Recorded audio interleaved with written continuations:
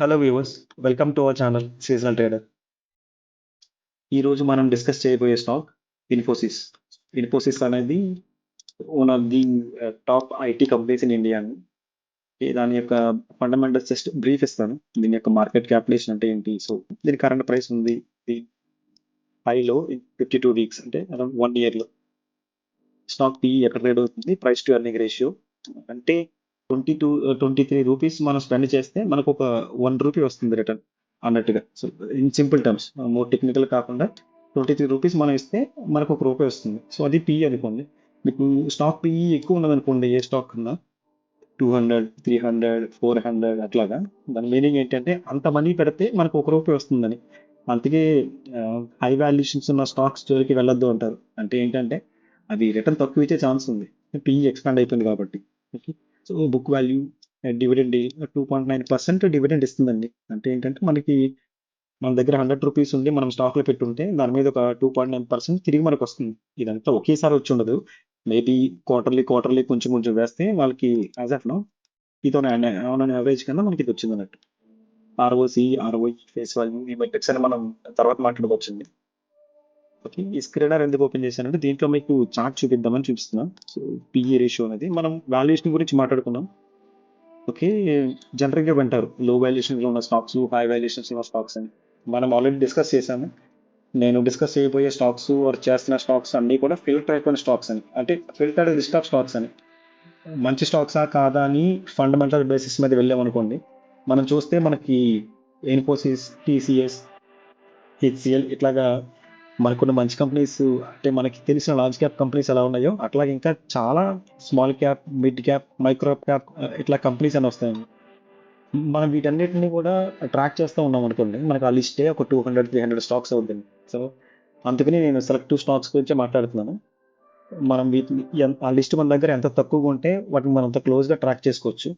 Okay, so ఇప్పుడు PE chart చూసారనుకోండి, ఈ PE అనేది దాని యొక్క మీడియం పిఈ. నేను పెట్టింది 5 ఇయర్స్ చార్ట్. ఇది అందరూ కూడా చూసుకోవచ్చు. స్క్రీనర్.ఇన్ అనే వెబ్సైట్లో అందరూ వెళ్ళొచ్చు, చూసుకోవచ్చు దీన్ని. Okay, medium PE 27. కరెంట్లీ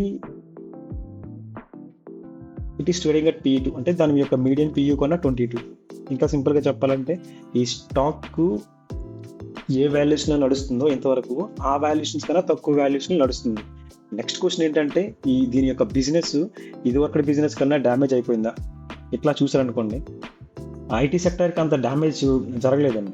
కొంచెం ఓన్గా మనీ పెట్టేటప్పుడు మనం చిన్న కంపెనీని కాకుండా రిస్క్ తక్కువ ఉన్న కంపెనీలో బట్ బెటర్ ప్రైస్కి ఎంటర్ అవ్వడం అనేది మన యొక్క గోల్ అండి. సో అలాగా ఇన్ఫోసిస్ చూస్ చేసుకున్నాను.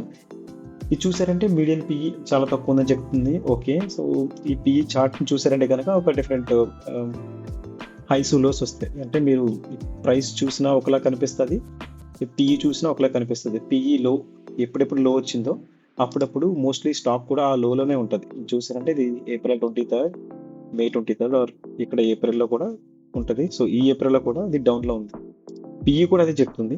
నెక్స్ట్ ఏమైందని చూసారనుకోండి, సో ఈ ఏప్రిల్లో డౌన్ ఉన్నది, మళ్ళీ పెరిగి మళ్ళీ అక్కడి నుంచి మళ్ళీ ఏప్రిల్కి డౌన్కి వచ్చింది, మళ్ళీ అక్కడి నుంచి పెరిగి మళ్ళీ ఏప్రిల్ డౌన్కి వచ్చింది. సో ఇప్పుడు ఇక్కడి నుంచి పెరుగుద్దా లేదని సెకండరీ, కానీ పిఈ అయితే మాత్రం నేను okay, I mean reasonable valuations, నన్ను చూసి భయపడగలదు, ఓకే పర్వాలేదు అని చెప్తుందండి. ఇది మంచి కంపెనీ కాబట్టి మనం ఈ పిఈని ఒక వాల్యుయేషన్ పారామీటర్ కింద తీసుకుందాం. నేను ప్రీవియస్ వీడియోలో చెప్పాను, నాస్డాక్ ఎక్స్ప్లెయిన్ చేస్తున్నప్పుడు మన స్ట్రాటజీ ఏంటి, మనం ఎట్లాంటి స్టాక్స్ని ఏ ప్రైస్లో పిక్ చేసుకుందాం అనేది. అదొకటి లాజిక్ అండి. అంటే మంచి స్టాక్ అయి ఉండాలి, బట్ అది డిస్కౌంట్లో దొరకాలి. దట్టు అదే మీ ఫాలింగ్ నైఫ్ లాగా పడిపోయి కింద పోతున్న స్టాక్ కాదు. అది పడినా సరే నేను పడుతున్నా. నేను ఈ స్టాక్ కూడా చూసారంటే ఇవన్నీ వీక్లీ క్యాండిల్స్ అండి, ఒక్కొక్క వీక్ చూసారంటే ఒక్కొక్క వీక్ 7% పడింది, ఒక వీక్ 1%, 6% పడింది, ఇట్లా పడింది. సో ఒక టైం వచ్చిన తర్వాత అది ఒక సపోర్ట్ జోన్లోకి వెళ్ళింది. నేను మనకి టైం ఉన్నప్పుడు ఎక్స్ప్లెయిన్ చేస్తానండి, సపోర్ట్ అంటే ఏంటి, రెసిస్టెన్స్ అంటే ఏంటి. సో అవన్నీ మనం డిస్కస్ చేసుకుందాం. బట్ ఇప్పుడైతే మాత్రం ఈ చార్ట్ ఏం చూపిస్తుందంటే నేను చాలా వరకు ఫాలో అయింది, ఇక్కడ కొంతకాలం ఉండొచ్చు, లేదంటే నేను ఇక్కడ నుంచి యూటర్న్ తీసుకుని పైకి వెళ్ళే ఛాన్స్ ఉంది అని చెప్తున్నట్టుగా చెప్తుంది. సో ఇదే నా స్ట్రాటజీ అండి. దీనికి సంబంధించి నేను దీన్ని క్లోజ్గా ట్రాక్ చేస్తున్నాను. మేబీ ఈ వీక్ టాప్ పిక్ కింద నాకు ఇన్ఫోసిస్ ఉంది. ఇప్పుడు నేను ఏమైనా ఇన్వెస్ట్ చేయాలి అనుకుంటే కనుక నేను ఫస్ట్ ఇన్ఫోసిస్లోనే చూస్తాను. నా దగ్గర ఇంకా ఈ స్టాక్ లేదండి. నేను మోస్ట్లీ నెక్స్ట్ వీక్లో పొజిషన్స్ తీసుకోవడానికి ట్రై చేస్తాను. ఇంకా కొంచెం ఏమైనా డిస్కౌంట్లో దొరుకుతాయి బేరం అన్నట్టుగా కొంచెం ఇంకొక ₹10 తగ్గుద్దా, ₹20 తగ్గుద్దా అని దొరికితే తీసుకుంటాం. లేదంటే ఈ జోన్‌లో ఉన్నంత వరకు కూడా అది నాకు మంచి ప్రైసే అనిపిస్తుందండి. సో, మన ఇన్ఫోసిస్ స్టాక్ యొక్క అనాలిసిస్. మీకు ఈ వీడియో కంటెంట్ నచ్చితే గనక please like and subscribe. Okay. మనం మళ్ళీ ఇంకొక వీడియోలో కలుద్దాం. Thank you.